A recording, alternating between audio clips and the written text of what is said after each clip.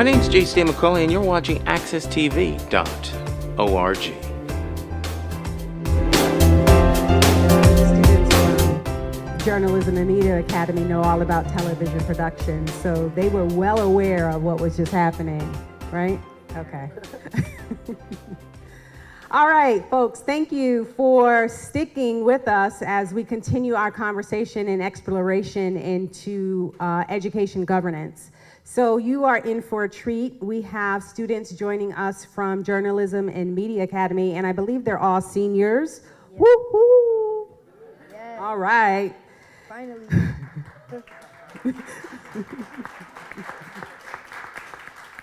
Yes. Shout out to Principal Epps, Journalism Media Academy. Also recognizing Donna Sadipo, CPBNN. And so in your folder, actually, there is a flyer that talks a little bit more about this partnership between the district and CPBNN that's bringing this innovative learning lab. And it's this innovative space that combines student-centered education with hands-on production and content building experiences. And so students from Journalism and Media Academy get to go over to CPTV on Asylum Avenue and take part in media production and other elements. And before we get started with the panel, I definitely invite you to just sit back and watch some of the materials that have been produced by the panel here. You are definitely in for a treat. I'll come back after the videos and talk a little bit more about what happened, because these videos made a huge impact nationwide. And so we are so proud of our students, and we are ready to see the work that they're doing with CPTV. The issue that I am having is that people in the United States are getting sentenced for petty crimes. According to the DEA, if you have less than 50 kilograms of marijuana, you will go to jail for up to no more than 5 years.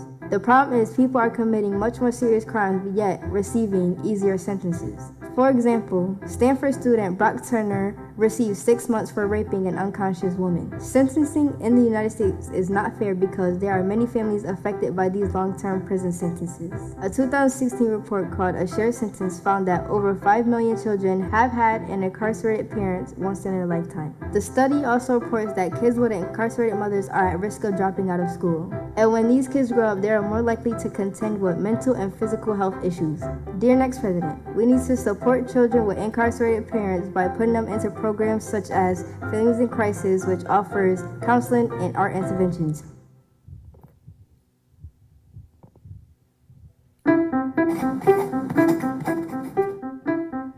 Ever heard of the phrase Black Lives Matter? Or how about All Lives Matter? What do either of these phrases mean to you? Saying all lives matter marginalizes the concern of African Americans by grouping the Black Lives Matter movement into a larger All Lives Matter movement. Implies that all Americans have the same experience, but in reality, African Americans are much more troubled. For example, every year the achievement gap continues to grow between urban and suburban schools. PBS.org states that schools with high concentration of low-income students receive fewer instructional resources. As a young African American, how can I show that my life also matters? Why should I even have to explain why my life matters?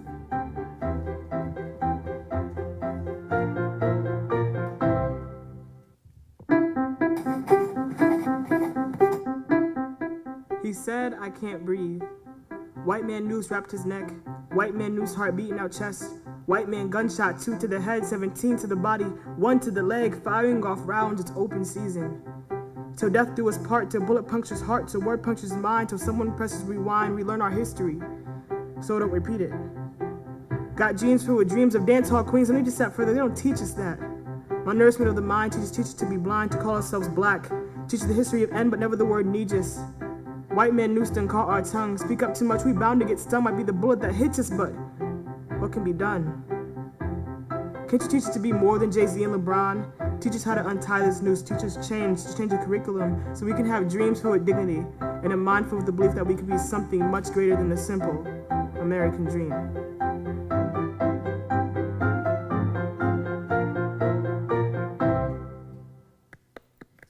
Wow.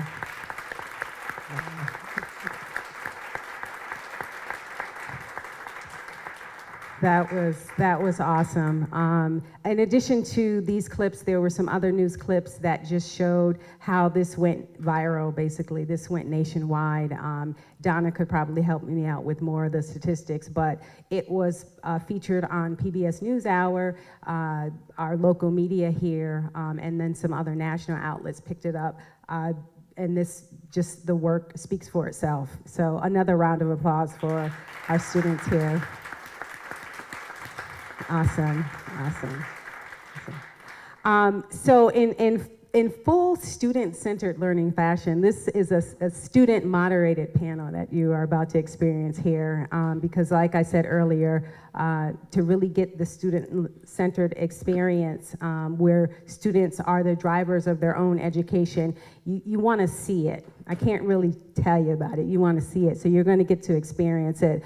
But before I introduce the panel and get started, I did just want to recognize that our acting superintendent, Dr. Leslie Rodriguez-Torres, has joined us for this evening. Thank you. Or this afternoon. Thank you. Thank you. Thank you. Okay, so this panel is being moderated by, Jean Spears. Yes. Okay. And their student bios, just a little brief bio, is in your packet. But we had asked the students as well, just what are some of your aspirations? What are your goals? What are you looking to do? And your response was, I want to study journalism and communications. And here you are. Next, we have Ashley Floyd, another panelist here. And Ashley is going to become a mechanical engineer. Welcome. And Javon Franklin is joining us as well, and he's going to be a professional photographer and have a photography business. Thank you for that contribution. And then Madison broke it down. Ooh. All right, so without further ado, I'm gonna leave you to moderate this discussion here, and at the end of this, there will be an opportunity for some Q&A, and we'll get a chance to really engage in what their experience is. Okay. Hello, everyone. I'm Jean. I'm a senior at the Journalism Media Magnet Academy in Hartford. We did this Dear POTUS, when was this? About when we first started the internship, September. When we first started the internship at CBN, it was like real news. As soon as we walked in, they're like, okay, we have a deadline. We're gonna do something called Dear POTUS. I think we came in Tuesday, and they told us it was due by that Friday. So it was real business. It was like, get straight to it. I did my Dear POTUS video on Black Lives Matter in education and urban environments. I wanted to explain why education and urban environments matter to me. Minorities often are taught less in urban environments, and it bothers me because I came from a very diverse environment in North Carolina and come to Hartford. It was a tremendous gap in the education environment. So that really affected me in multiple ways. Yeah, don't really know what to say. Go ahead. My name is Ashley Floyd. I did mines on petty crimes. I did mine for my brother because my brother's father was in jail for quite some time, and that really affected him in many ways. And he struggles in school. Ever since he was young, he struggled in school. And when he was in a Hartford school, they actually stood him back in one of his grades because he had a hard time concentrating in school and doing his work because he was really close with his father, so that really affected him. And I also have a couple more family members who parents were in jail, and I know that it was really hard for them to go on without their father and only just staying with their mother all the time.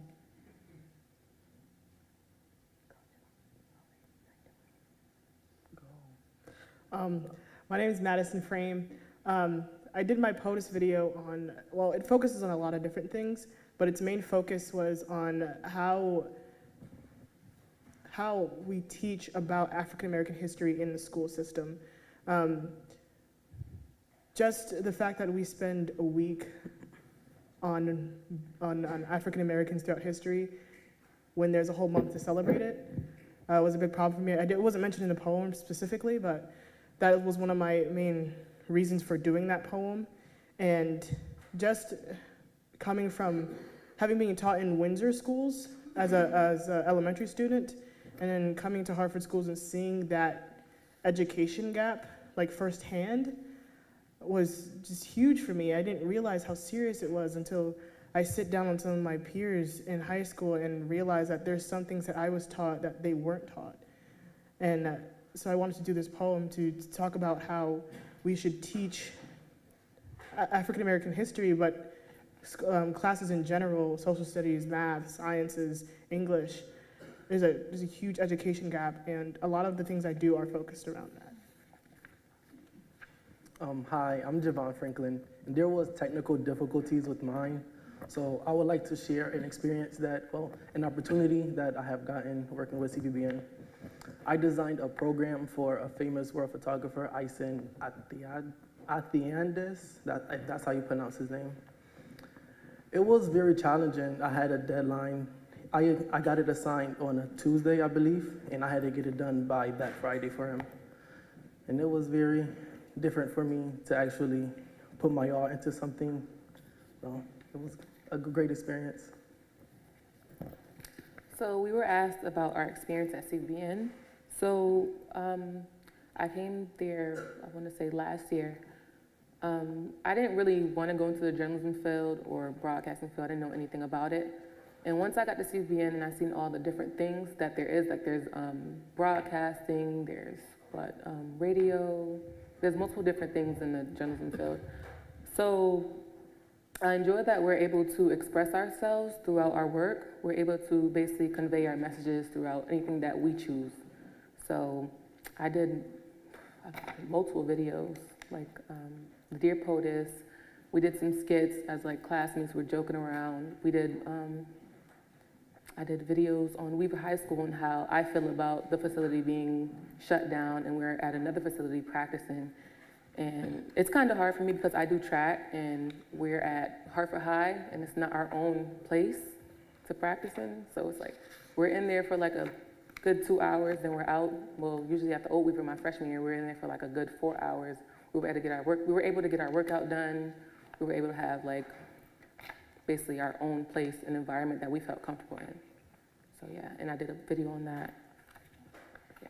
Personally, I love working at CPBN. You know, once we step in, it's just, you know, everybody, you know, people we don't even know. You just, hi, how you doing? How your day going?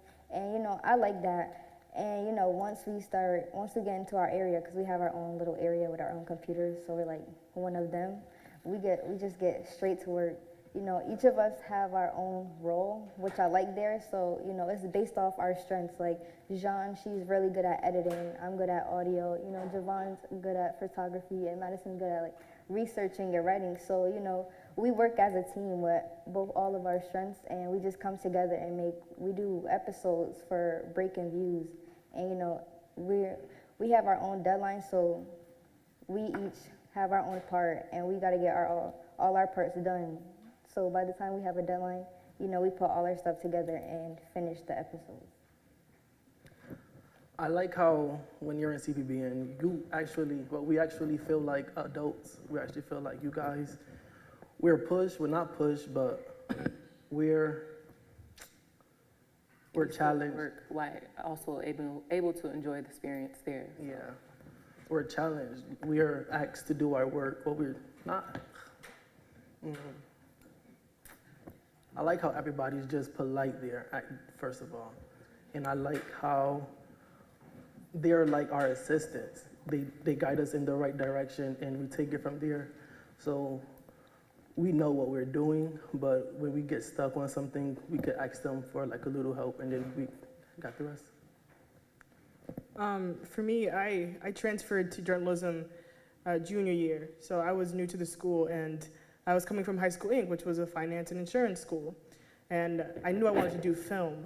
So when I transferred to journalism, mind you, I had no clue what Adobe was. The only Adobe I knew was Adobe Flash, which is like the first thing ever created from Adobe. But, and when I got there, we had great teachers who just really like stuck with me and helped me through the process. They showed me what to do and they allowed me to do it. It was very hands-on. And when I got the internship with CPBN, I was so excited, and I got to do multimedia journalism, I got to do film, and now my senior year working there, having an internship there, it was just really incredible, and it's so cool to put on my resume for college. And it's just like, I hope it's impressive. And and I'm just really glad that I transferred schools. Without it, I probably wouldn't be up here speaking to you guys. Last year, the end of last school year, we were actually selectively picked to do this internship with them. So I'm actually like happy that they gave us the opportunity to do this. Another opportunity. Yeah. Yeah, I feel like it's a great opportunity because last year we had a choice to go there, and I felt like that was a big step. Like, they're actually giving us adult decisions rather to go there or stay at JMA. And I was recently telling my peer last year, and Mr. Epps is my witness, he was in my algebra 2 class, and I told him, like, you should have took advantage of this opportunity because it's actually more credits, and it's also, it looks really, whatever field you're going into, it looks good on your resume also. So it's a really great opportunity just to be there and to say that you're at CPTV creating these things. I would like to say something. When I was going to JMA, I had to touch upon photography work, but I got the opportunity to go to CPBN. I had no idea how amazing taking pictures are. It's just like a good thing I enjoy doing, and I'm amazing at it. So, yeah. So one of the questions were, what do you like about your work at CBN, and how does it compare with your traditional classroom, in-classroom learning? So basically, the traditional classroom learning is being lectured, sitting at a desk, being lectured and taught. At CBN, it's actually hands-on. Like, they tell us what to do, how to do it, but we're actually working on it. They have us get up. So say I show you how to draw on this paper. You will have to draw on the paper the exact way I told you how to do it. So it's really a great experience, and I just really enjoy being there. Yeah. Yeah, the traditional learning at school, we just, your teacher's always on you. You gotta do this, you gotta do this, you gotta do this. We don't get lectured. They tell us one thing, and you can do whatever you want with it. Just make it creative. You can put your own input into it, and you can ask your peers. So they just tell you one thing, and everything is just left on you. And that's what I like. Yeah, because you're expected to have it done. Once they give you a deadline, you're expected to have it by that day. So it's on our behalf. They give us the responsibility to have that done. The in-school learning is not that great at student-centered learning because you're in a class with your friends and you really won't learn anything because you're so focused on talking to them, what they're doing, like extra stuff that's not necessary. But at CPBN, we are adults. Like, it's serious work that's there, and it's better to learn because they will show you something and show you step by step, and then we have to focus on that. We have to take notes, research, and all that stuff to do the work, put in the work. I think one of the biggest differences I've seen is the student-centered learning implement, and in that traditional classroom, you sit in a row, you sit in assigned seats. If you're not in an honors class, which is usually more calm and less rowdy, you're definitely put in an assigned seat, and there's no arguing with the teacher about it. And it's hard because not everybody learns the same. Whereas at CPBN, this is your job. Right. And it hit me a few days ago. Like, I used to feel like, oh, they're putting so much pressure on me, but then I realized, well, that's what being an adult is. You have a boss, and you're being told this is what you need to do. And when they ask you questions, they're asking you a question so you can answer. They're not suggesting something to you. They're asking you for your input, and they actually want your input. And that's something that separates CPBN from the traditional classroom. Can I jump in and ask a quick question, y'all? I'm gonna just I'm going to make it even more uncomfortable here. I'm just going to go off script. So you're describing this like amazing kind of student-centered learning type of environment that you're in right now, right? You know people who aren't maybe in that environment, right?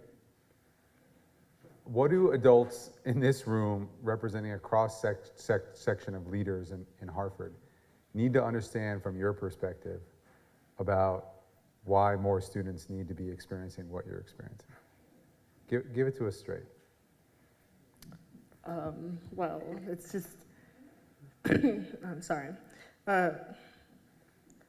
When I was learning about the education system, my first idea was like, okay, there needs to be a lot of diversity. But then when I transferred to JMA, I was introduced to student-centered learning. And I realized that there's enough diversity within the African-American culture, which is, that's predominantly what our school is made up of. There's enough diversity there that as long as we can connect with each other properly and be comfortable in our learning environment, there shouldn't be that big of a problem. And I think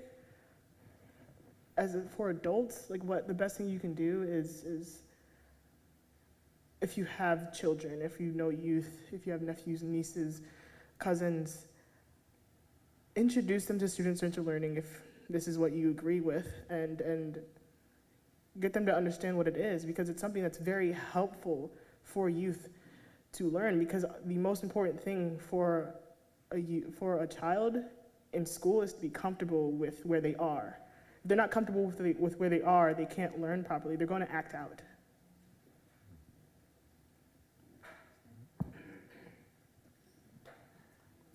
Next question. No, I'll push you some more on that, because I heard someone say push him. All right. So you're in this awesome program, right? CPBN. It's kind of like you're not even in school anymore, right? Kudos to you. So let's do some diagnosis here, right? You've been in multiple schools. You came up some other schools, some Hartford schools. How does the system totally need to change from your perspective? Young adults, how does the system need to change to be able to provide some of the good stuff you're getting to more students? Again, more students in learning. Like there's multiple schools out here, like High School Inc. That's a school of business. Weaver Culinary School of Cooking. They should have students in learning programs like we have with journalism and how we go to CBN. So I feel like really we should be able to push that more. And instead of the traditional classroom learning and lecturing, show them more. They should make them more interested in the field that they want to go in since they're going to that school. That's why. Right, if you're going to have so many themed schools in Hartford, each theme should have a partnership with another city program that is similar to their school. Right. Culinary could partner with a youth group like Grow Hartford, and we're partnering with JMA. High School Inc. is partnering with Travelers, and of all the other themed schools, nursing should be partnered with St. Francis or Hartford Hospital. If you're going to have that many themed schools in Hartford, you have to make sure they have a program to help them out that they can internship at, right, and be hands-on with them like we are here at JMA. True. Nice. The adults you interact with, talk to me about the adults you interact with and how there are adults interacting with you in some ways and some in other ways, and what you find works and doesn't work. Oh. Your whole experience as a student. The adults there, they treat us like Not we're. CPN. Oh, well, Just in general. okay.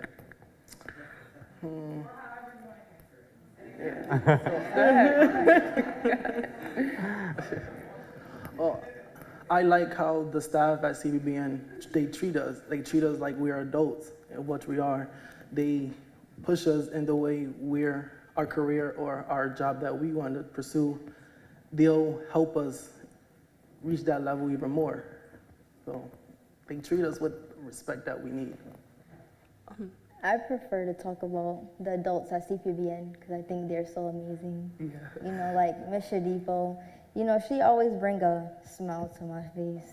You know, you can just hear her down the hall. You know, once she sees you, she's like, hi. So, you know, and we also have another leader. Her name is Miss Mason. She's really, you know, she's amazing too. I feel like they treat us like their children. Yeah. Like they really love us and they really are like dedicated to see us succeed. And that's what I really like. Well, I want to talk about the people in my life, such as my father and my mother. My father is like really hard on me. I'm his only child, so it's just me. So he really pushes me to pursue my dreams. My dad is like on top of everything with me. He basically expects nothing but greatness from me.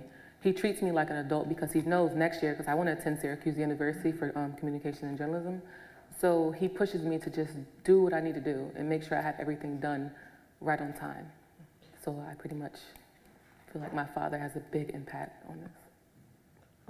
The majority of people I interact with, even though I am a high school student, I interact with a lot of adults because I do work. And even if I go to the library, there's Trisha here, I interact with her all the time. And it's different depending on where I am.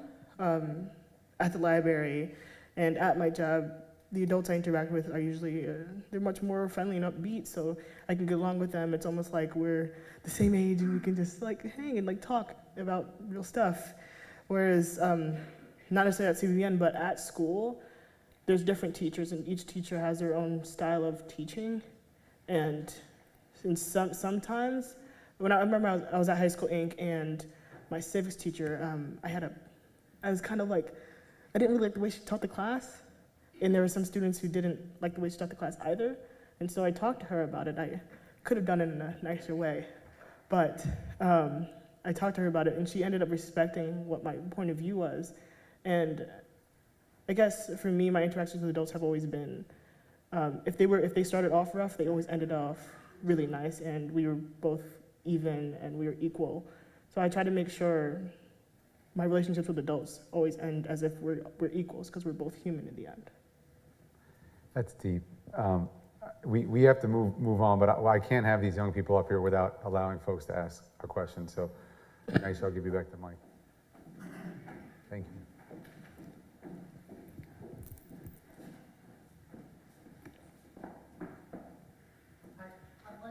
you. To tell us a little bit about how what you've done at CPBN has affected the rest of what you do in school, and what impact that opportunity has, or does it just take time away from your other subjects, or does it help you with them in some ways? I'll go. So my freshman and sophomore year, pretty rough start for me.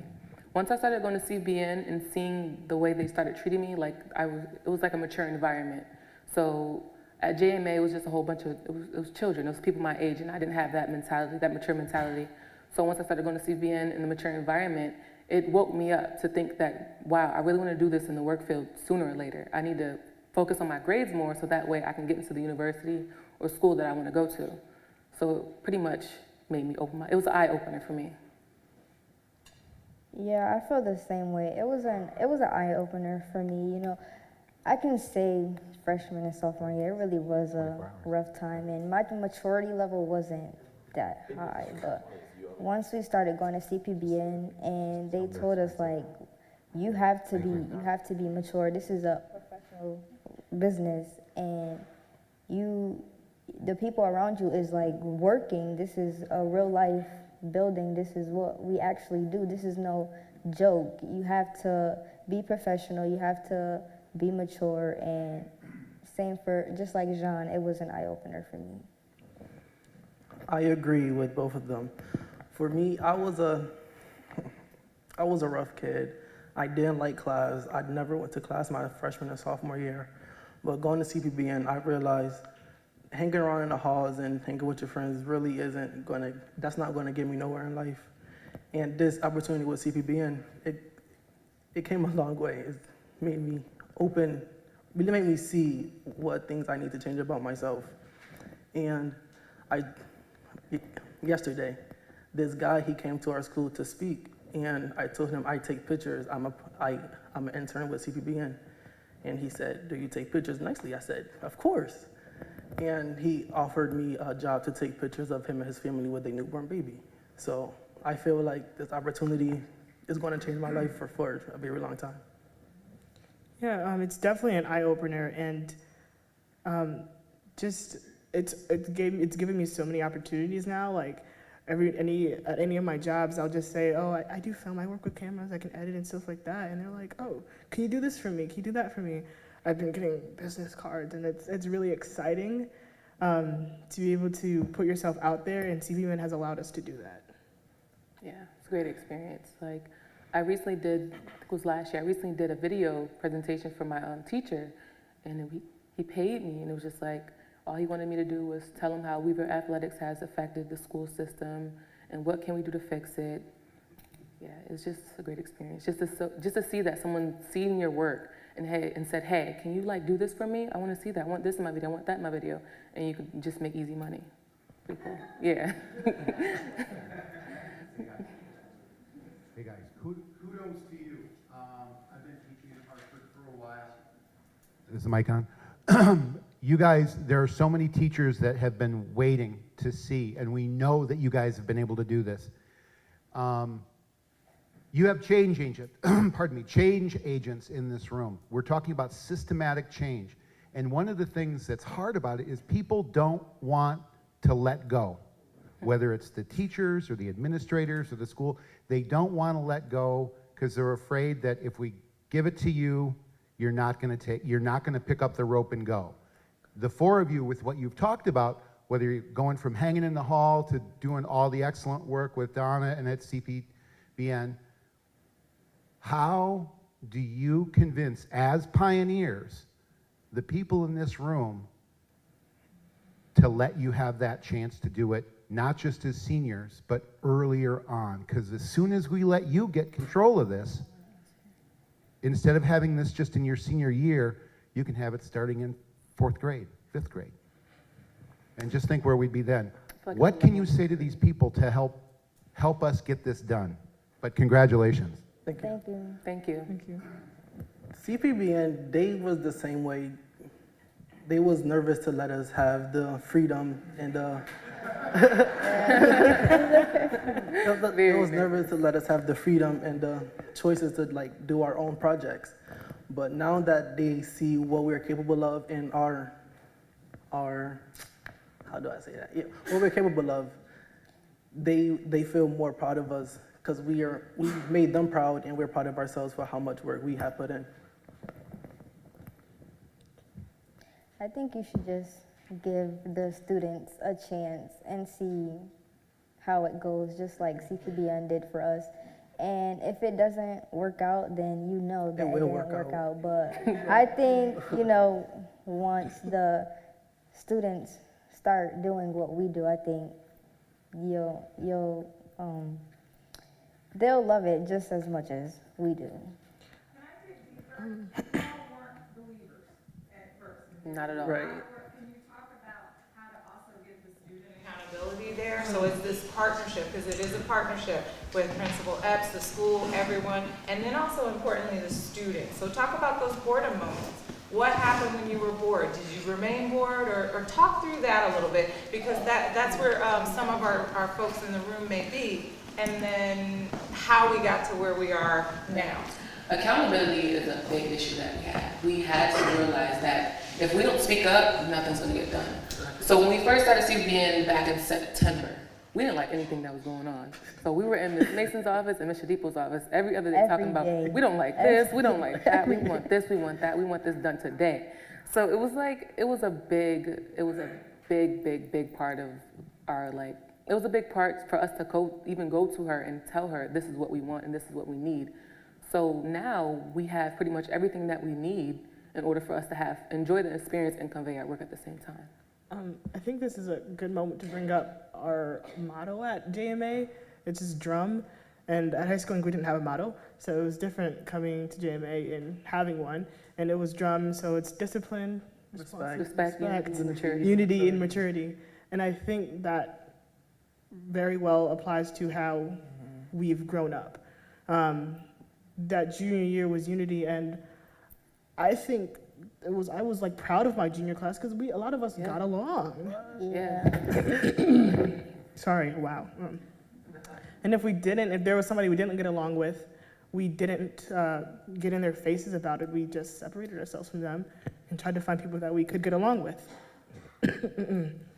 And I think being seniors, the M is maturity, and we've very much matured through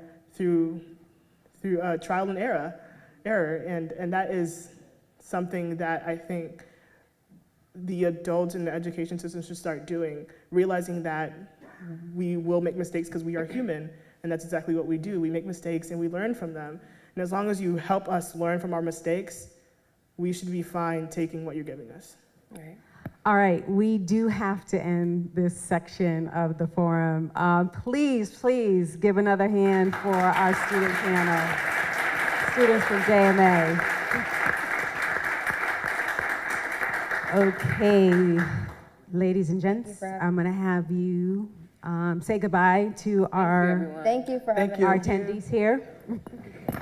Okay, now that we have laid, I think, a very solid foundation for you. So we started off with barriers and obstacles. We were with our appointed Board of Ed members this morning and hearing the reality of it. Then you got to see two models of different governance.